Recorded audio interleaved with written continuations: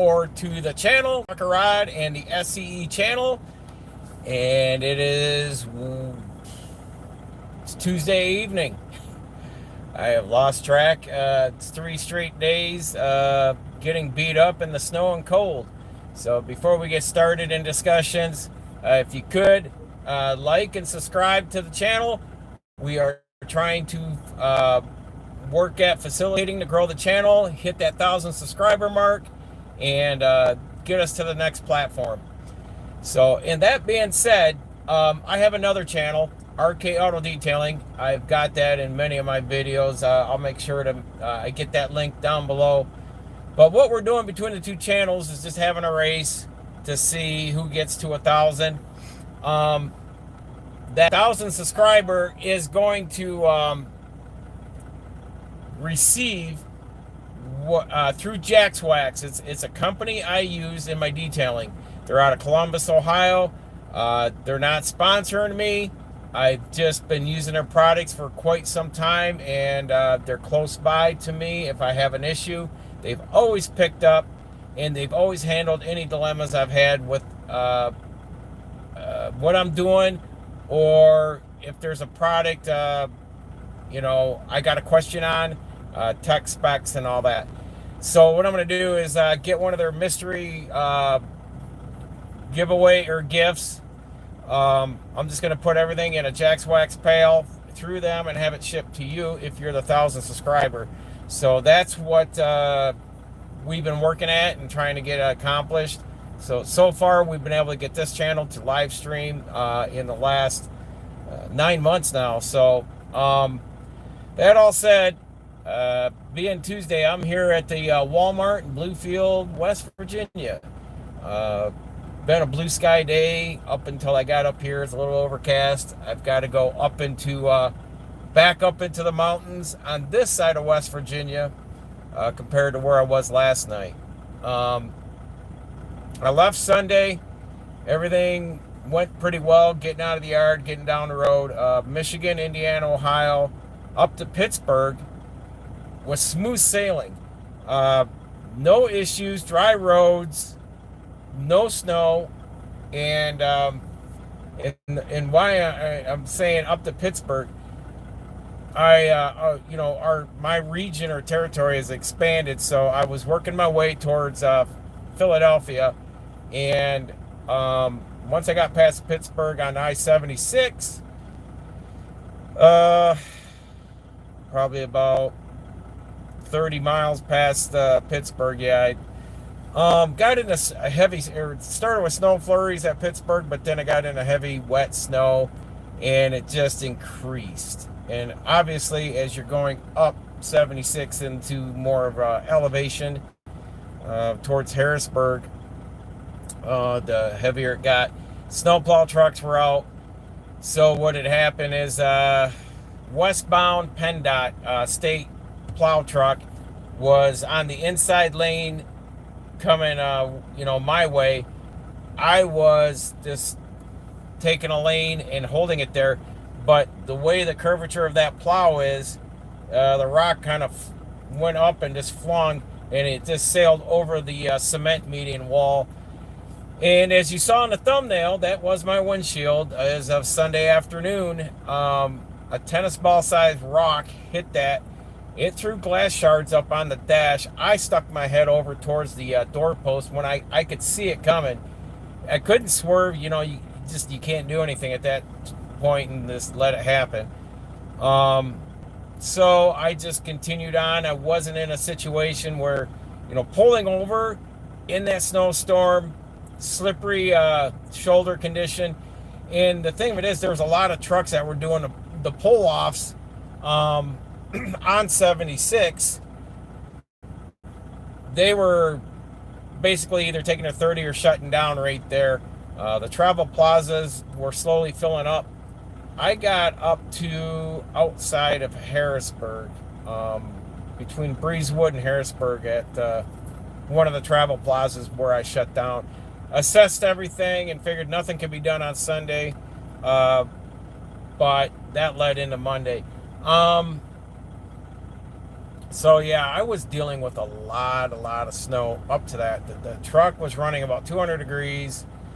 You could definitely tell she was getting snuffed out. It's the only thing I don't like about these aerodyne trucks, like these Cascadias, the Volvos, all those plastic trucks.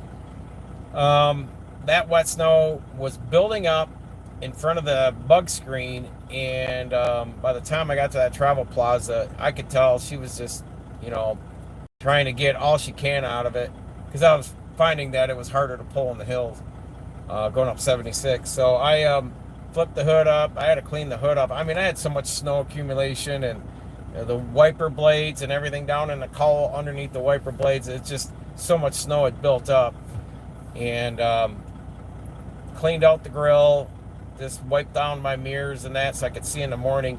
But my first stop was pretty cool on Monday morning, so flipping into Monday, it wasn't cold, wasn't that cold. Probably like 10-12 degrees Sunday night, but I could see a lot of trucks were diving in. They were parking anywhere, even in the car park area of the travel plaza. A lot of trucks were bombardiering in there. So Monday morning, I got up, got ready, got down the road to meet my customer for the first time in that area. And I got off the highway, and it wasn't too far off the highway, like 20-30 miles, probably 20 miles. And I called him about 10 minutes out and said, hey, can I get down to your facility? He instantly said, do not come down that road. He goes, you will not be able to climb because the road dips down and then comes back up. And he goes, you won't be able to climb the back side of that. Summertime, it was already challenging, or, during the better weather. But being they were just finishing up when I got on the road that morning of the snow coming down and the roads getting cleared. He said the road wasn't plowed either. So there was a nice new truck stop just 5 miles from his place. He goes, pull in there. And so when I got there, he called me and says, did you make it? And I said, yeah, I just pulled the air brakes. He goes, all right, I'll be up there 20-25 minutes. And so I went back and got the product staged to the back of the trailer. Figured, big truck stop, nice truck stop there. Turkey Hill truck stop in this little small town. They had showers and all that stuff, fairly decent place. So as I deliver to him in the future, it'll definitely be a place I'll stop at and spend the night, because it'll put me so close to him. But I got everything ready, got the paperwork ready, all the BOLs and that, and then I sat in the truck, and then I'm just watching traffic coming by in front of the truck stop, because you got to come around to the far side. I said, well, maybe that's him. And I kept looking over my shoulder to see if they were pulling in the truck stop. Nothing. Next thing I know, here's a dude in a snowmobile suit, Kubota tractor with no cab on it, and a snowmobile trailer, and he's just zipping around. And I said, that's going to be my guy. It's sure enough. He came 5.5 miles on a Kubota tractor to come get his stuff, because he said his vehicle would not have been able to get there. So unloaded him really quick and got him on his way. So that was kudos. I gave him props for it. That's die-hard business owner right there. Going on, I went up to Harrisburg to the shop and checked in. At first, they were giving me the runaround. No one's going to come out and put a windshield in, because everyone was trying to dig out. Everyone was snowed in at home. So I called customer service through our leasing program, and that went on for a couple hours till I finally got to the point I was getting pushed. And I kind of said a few things, not belligerently, but I just made a point of this and this. And what I don't like is when corporations and companies use a third-party service for customer service. That is out of India. And you got broken English, and you're just reading from a script. I was giving them options on how to think outside the box and make this work, because I could still drive the truck. Let me drive to a glass vendor and get a new windshield put in. So This lady could not, dealing with this lady and her script was exactly like dealing with Junior at O'Reilly's or AutoZone, where if you don't give them the make, model, and the color of the vehicle, they can't pick out a wiper blade for you.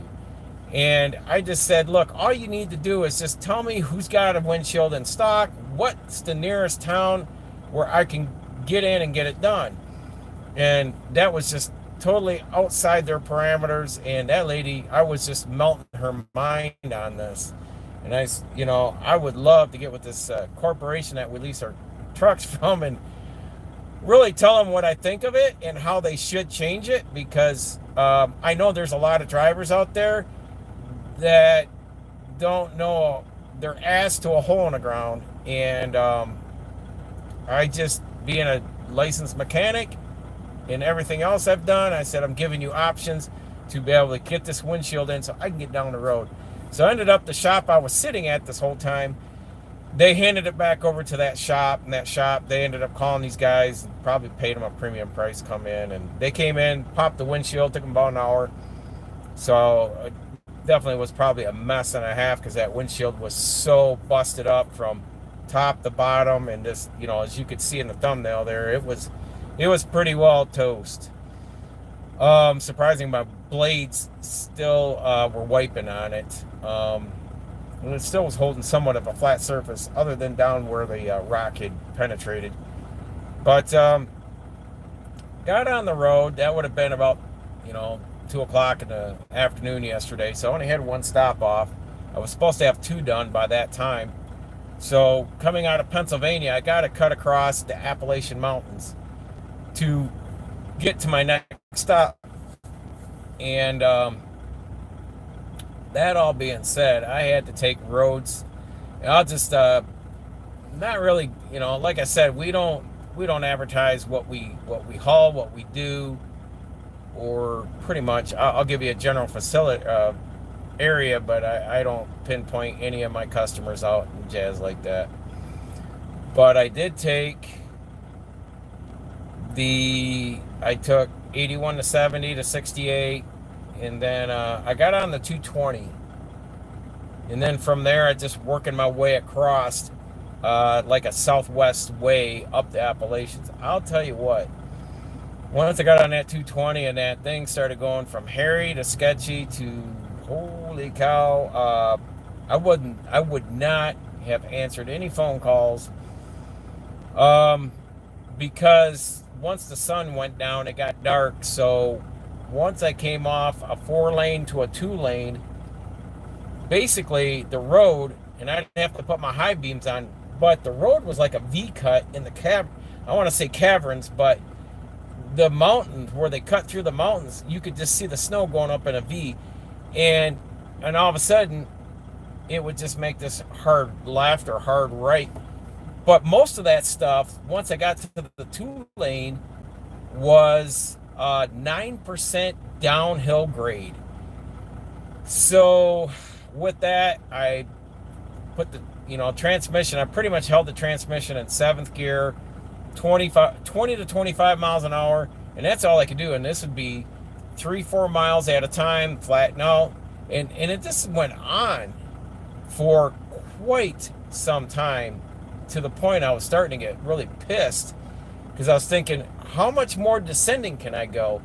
But I was on the 48, and once I got on the 48 off the 220, I was going uphill, and I would swear for over a half an hour, I think I had it in 9th or 10th gear, holding it there, and it was like they plowed the road, but they didn't have any salt, so they plowed the snow away, but it was just still hard packed like snow ice.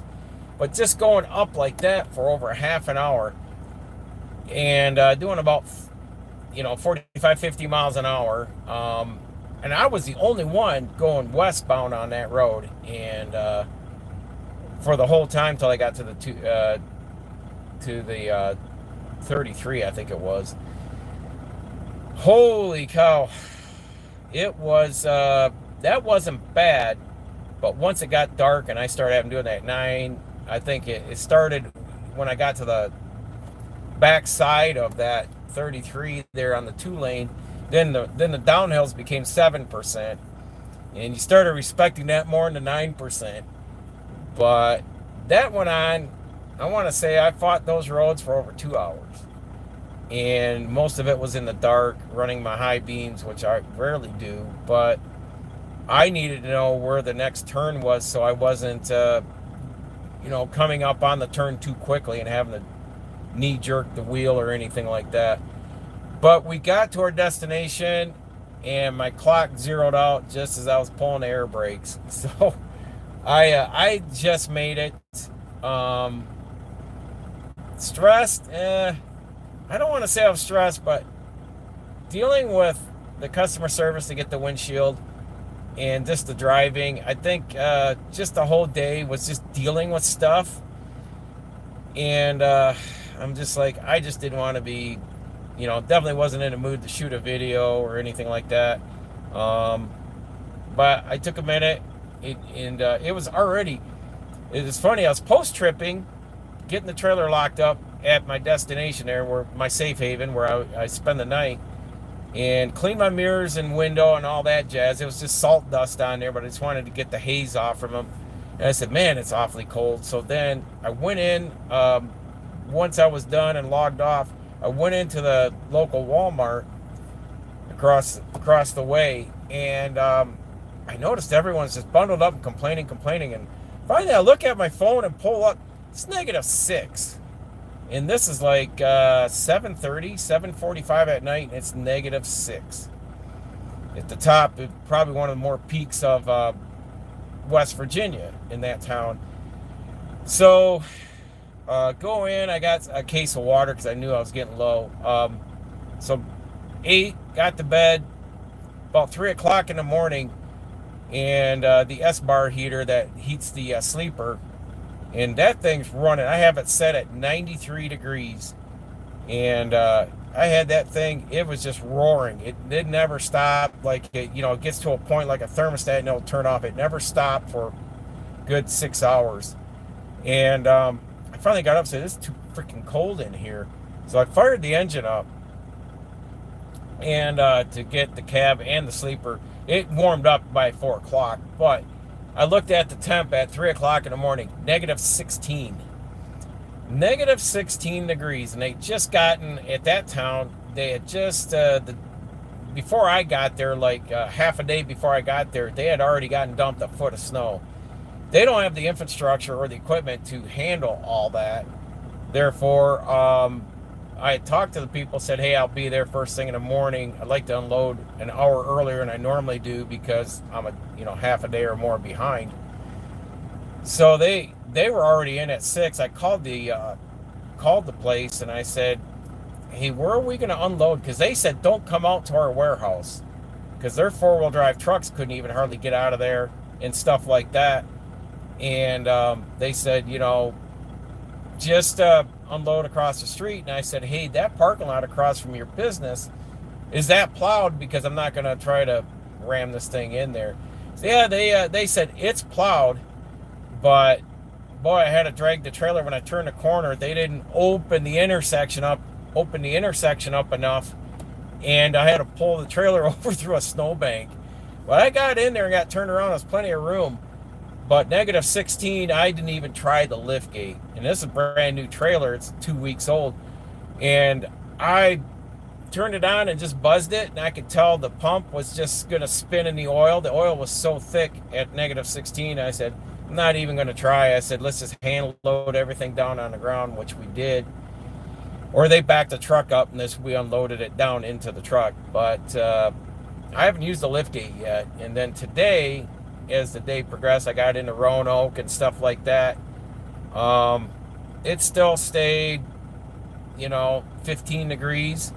And I told the last customer in Roanoke, I said, from where I started today at -16 to being like 15, 20 degrees, I said, that's like a 35-degree swing. I said, that's pretty warm today. They're looking at me and they go, quit using math on this stuff to make us feel good.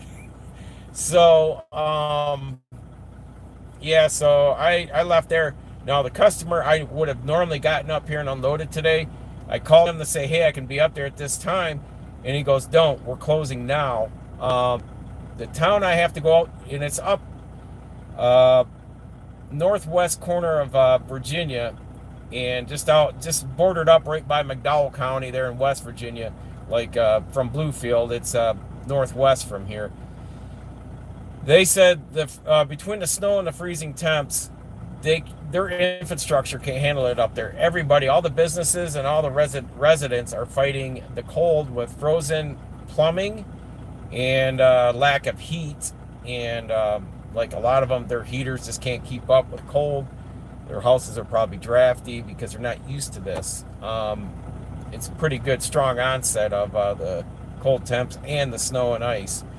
And he said, go right to the store. Don't go to the warehouse. I think everyone in the last 2 weeks have kept me from going to their warehouses just for the fact that the inclement weather has really deterred.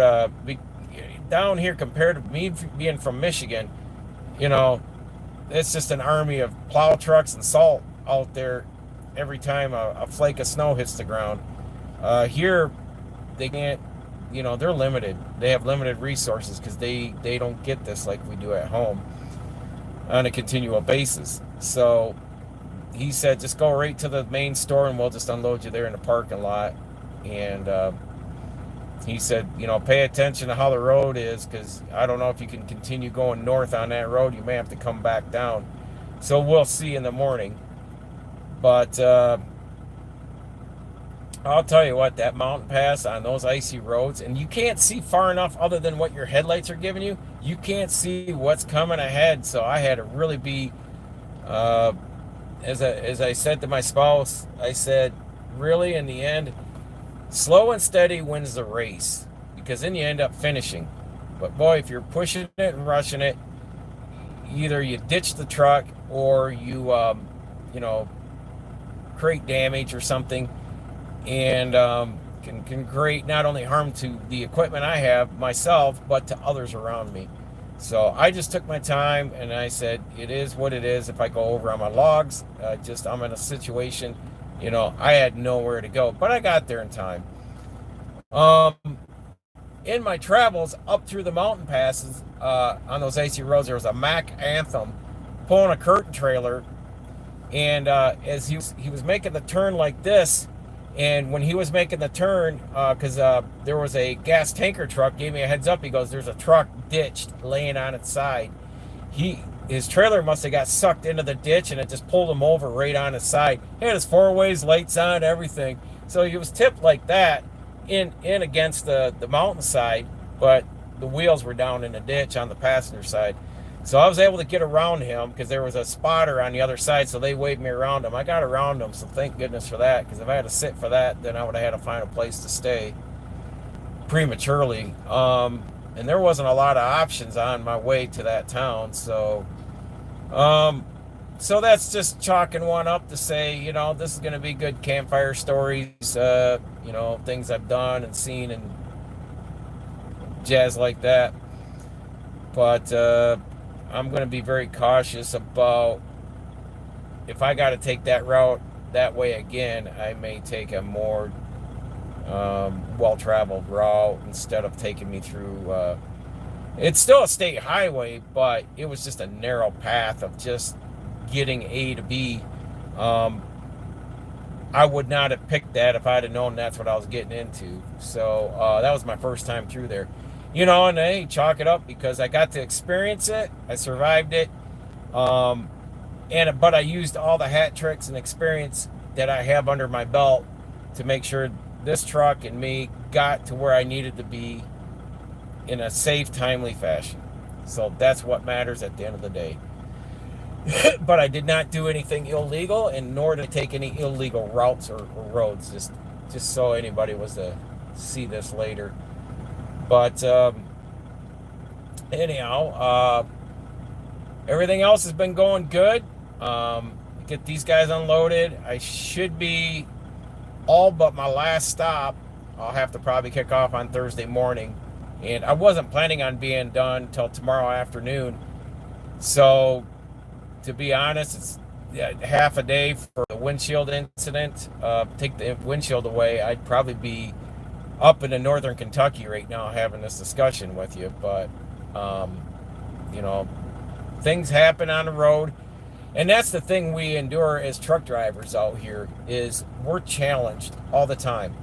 Whether you're, whether I come out and I'm dealing with heavy traffic from holidays, inclement weather, I'm dealing with other truck drivers that either are experienced or inexperienced. I don't know who that is that I'm either passing or they're passing me. I don't know what their level of experience is to handle that equipment. Debris flying like that, we endure so much, and then getting to a customer and saying, 99% of the time through the year you're pulling up, backing in, bumping the dock, but the last 2 weeks with the ice storms and the snow, they're like, no, we're going to have to change it up. We're going to have to go over here, unload over here, and this is totally, outside the box of what I normally would do. So you can never get complacent in your driving, where you're delivering. You have always got to be ready for the changes that may ensue just like that. And I think that's where a lot of people, especially in the white collar when I was there in healthcare, people get complacent. They like things OCD wise. They like it routinely every day, every day, every day. Manufacturing is that way when you're working on a production line. Things get so repetitive that if you change something up, it frustrates, and then you got an employee worker that is just pissed off, griping and complaining. What does this company know? Well, out here, I'm going to tell you, this is not for the faint of heart. Your environment's always changing through the seasons and week to week, day to day. And you need to think ahead, always be forward thinking, but have a solution to fixing your problems. You can't call your boss that is 5 states away. There isn't a helpline that you can just call and say, I have a problem, someone bail me out. I know a lot of, I want to say, people that have been having their life handed to them. Those are the people I would want to say, have very little to do with if you're not going to do for yourself, but you're going to expect handouts. And where I'm getting at is people are complaining because of the new presidency. And I'm going to wrap it up with this, because I think people need to start being more doers and problem solvers in reading information for themselves, not letting a third party or someone else holding their hand, carrying the weight.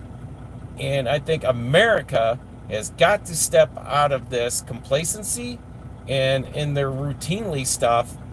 And people are like, we are creatures of habit, but if you can just check yourself every day, every week to do different things to get out of the norm of what you normally do.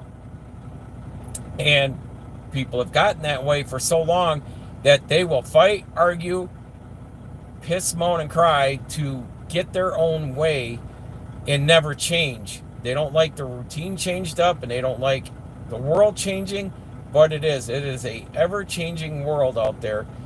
So either we can get behind this new president and start getting back our, he is slowly trying to open the doors to get our freedom of speech, which is our number one thing. We need to have that.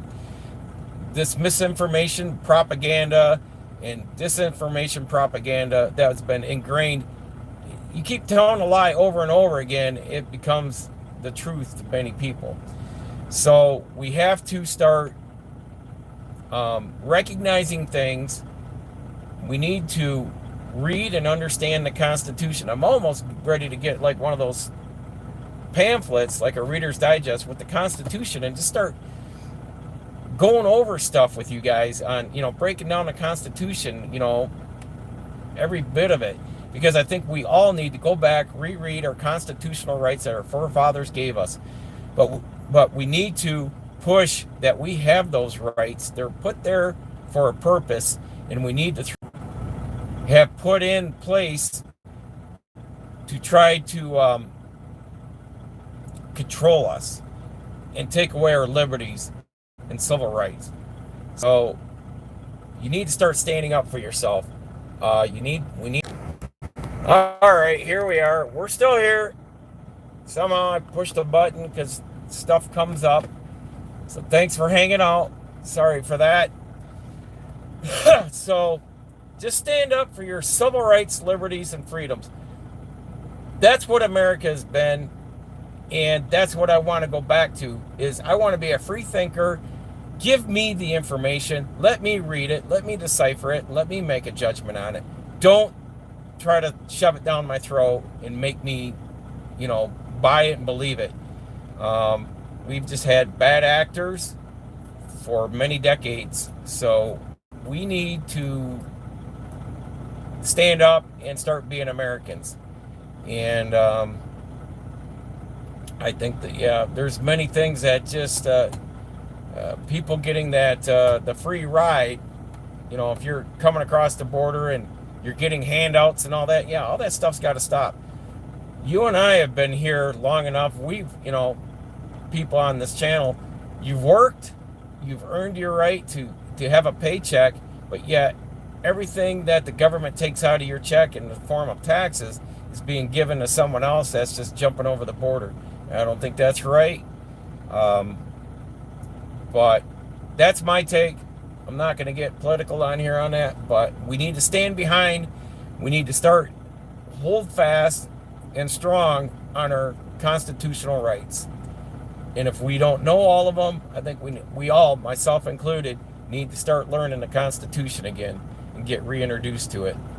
So until next time, folks, stay safe. Continue educating yourself. Knowledge is learned, not taught. And we will see you all in the next video.